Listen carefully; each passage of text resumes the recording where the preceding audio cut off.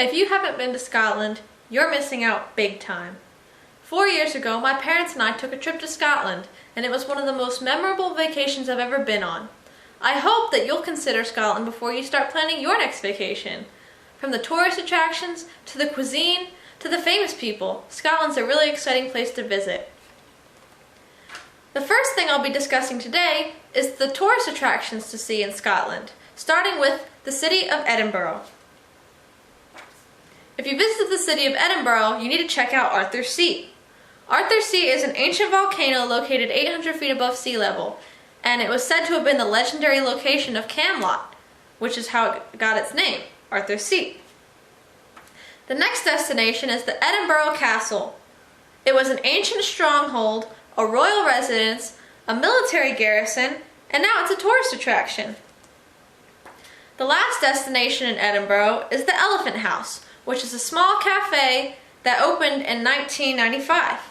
It is famous because J.K. Rowling, the author of the Harry Potter series, drafted the first Harry Potter book sitting in the back room of the Elephant House, sitting by the window overlooking the Edinburgh Castle. The Isle of Skye is the next region I'll be talking to you about, and it's also my personal favorite.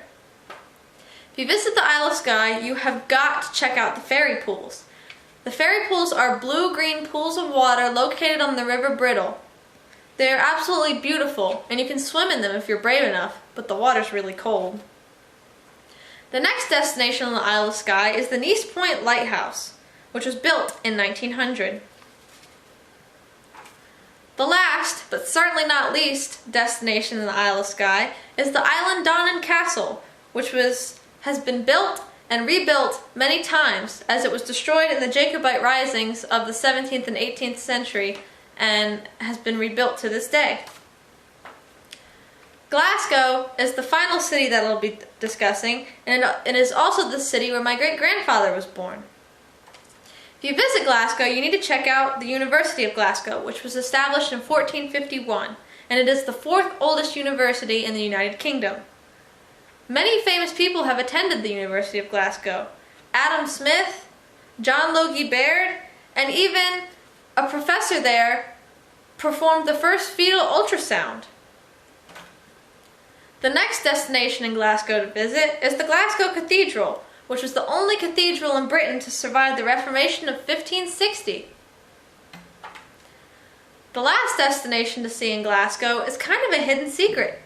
It's called Finich Glen, or the Devil's Pulpit. It gets its name from the red water flowing through a 100-foot gorge with rock formations that look like a church pulpit. The water is red because it flows over red sandstone. You may recognize Devil's Pulpit if you watch the TV show Outlander, where it was known as Liar's Spring. It has also appeared in the 2019 film Detective Pikachu. Now that I've discussed the attractions to see in Scotland, I will now discuss our favorite topic, food. Scotland has a unique cuisine that's very different from the American foods that we're used to. Haggis, for example, is one of those dishes. Haggis is the national dish of Scotland, and it is made from sheep's heart, liver, lungs, and then oatmeal, onions, and spices boiled together inside of the sheep's stomach. Sounds kind of gross, right? It's actually not that bad. I've tried it before. It had a nice herbal flavor. Though, you may not be able to try it unless you visit Scotland, because it has been banned in the United States since 1971 due to animal lungs being deemed unfit for human consumption. The traditional Scottish breakfast usually includes haggis and is also very high in protein, containing some form of eggs, beans, bacon, sausage, tomatoes, mushrooms, black pudding, scones, toast, porridge, oats, and then coffee or tea to wash it down. Some traditional Scottish meals include neeps and tatties, which are turnips and potatoes, fish and chips, which is fried fish and french fries, and Scotch eggs, which are boiled eggs coated in sausage and breaded and fried. I've actually made it a tradition in my house to make Scotch eggs every Christmas morning for the past couple of years, They're really, really good. Now, of course, any Scottish meal wouldn't be complete without dessert. My favorite Scottish dessert is cranachan, which is raspberries, whiskey-flavored whipped cream, and oats all layered together into a delectable dessert.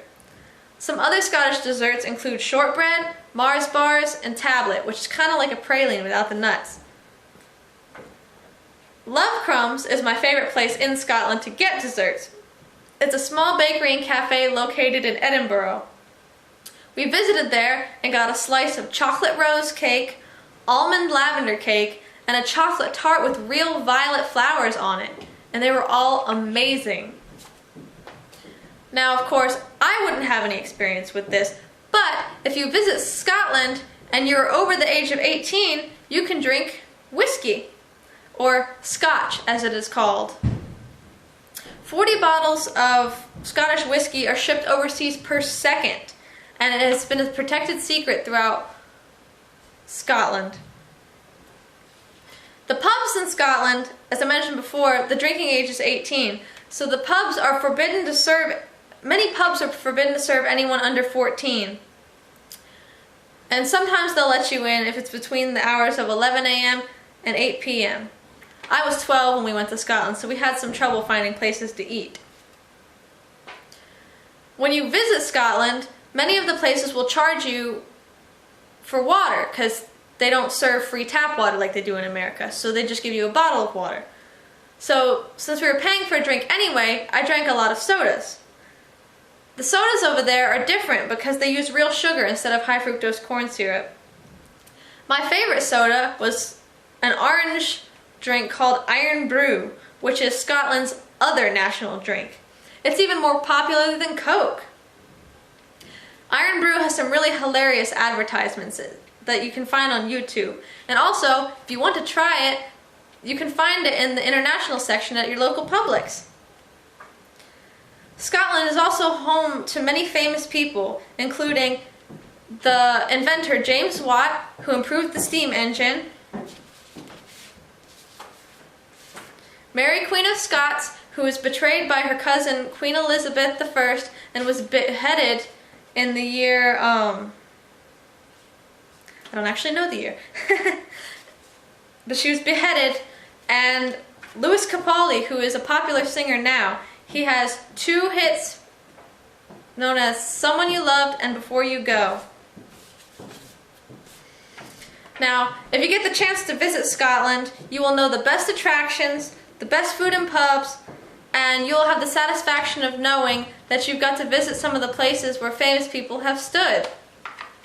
And if you don't think Scotland is the place for you, then get an Iron Brew and start rethinking your decision.